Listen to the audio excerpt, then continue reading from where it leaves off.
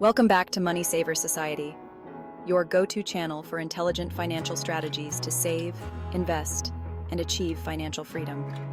Preparing for a recession is crucial with economic uncertainties always on the horizon.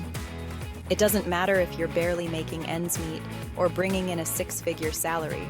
Economic downturns can impact everyone.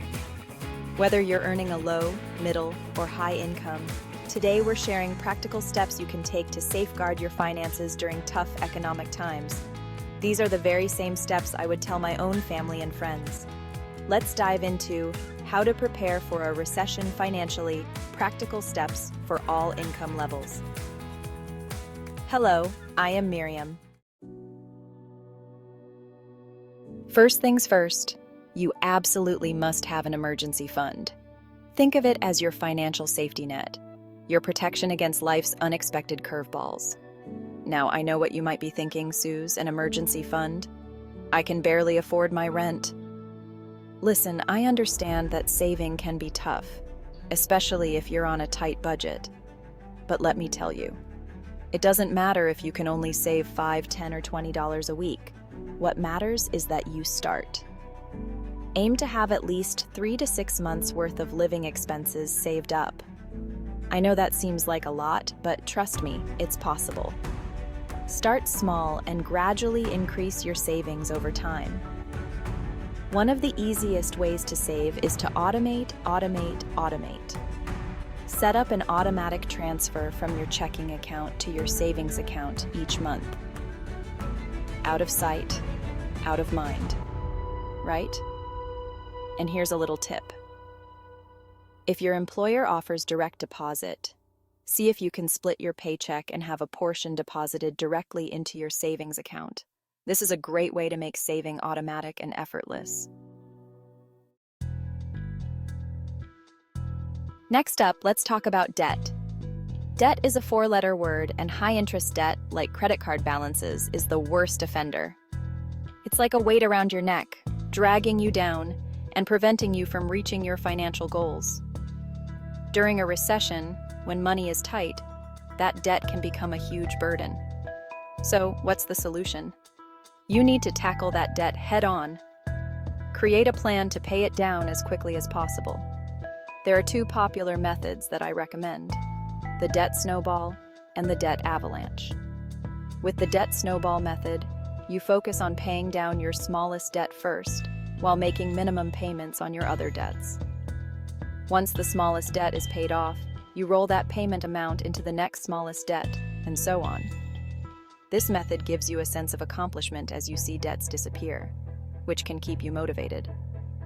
The debt avalanche method, on the other hand, focuses on paying down the debt with the highest interest rate first. This approach saves you the most money on interest charges over time. Remember, the less debt you have, the more financially secure you'll be, especially during a recession. Now, let's talk about budgeting. I know, the B word can make some people cringe. But trust me, a budget is not about depriving yourself. It's about taking control of your money and making it work harder for you. Think of your budget as a financial roadmap. It helps you track your income and expenses so you can see where your money is going and identify areas where you can cut back. Start by listing out all your essential expenses, such as housing, utilities, transportation, and groceries. Then, look at your non-essential expenses, such as dining out, entertainment, and subscriptions.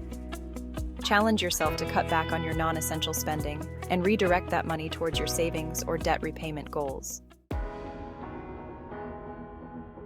Chapter 4.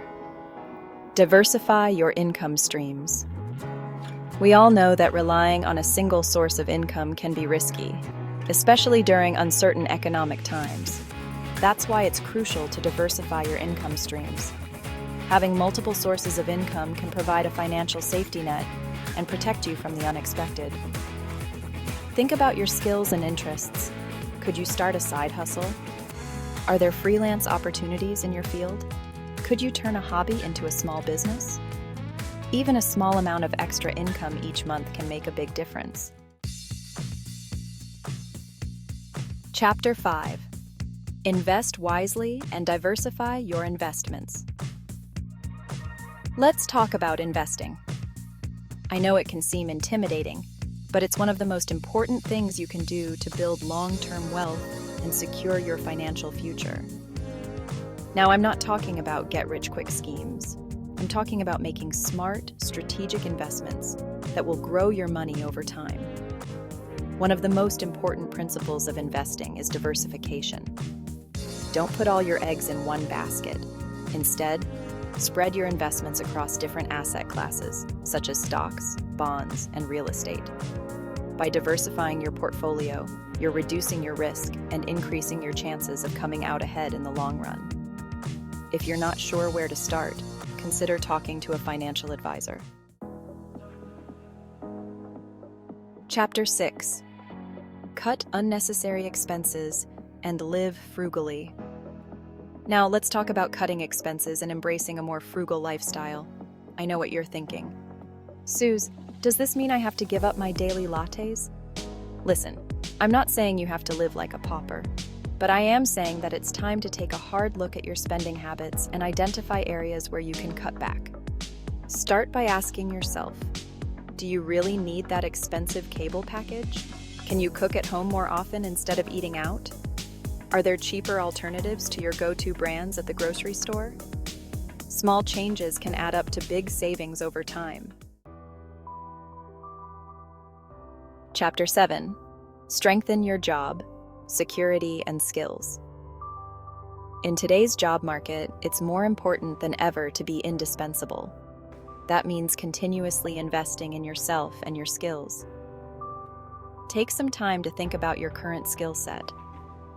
Are there any areas where you could improve?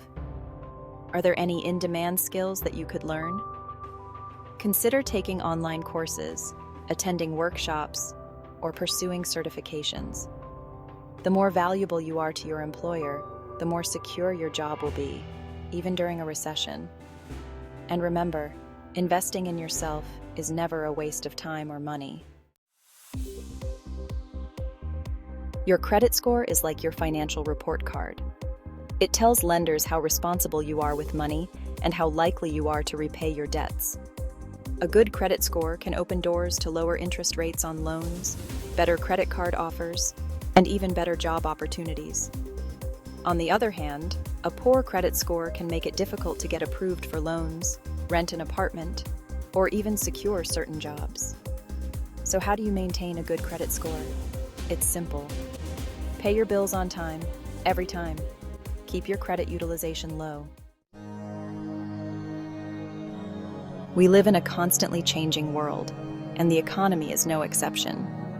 That's why it's so important to stay informed about economic trends and be prepared to adapt your financial plan as needed. Make it a habit to read financial news, listen to podcasts, or watch documentaries about the economy. The more you know about the forces that are shaping the economy, the better equipped you'll be to make informed financial decisions. One of the most important pieces of financial advice I can give you is to live below your means. What does that mean exactly? It means spending less than you earn and saving the difference.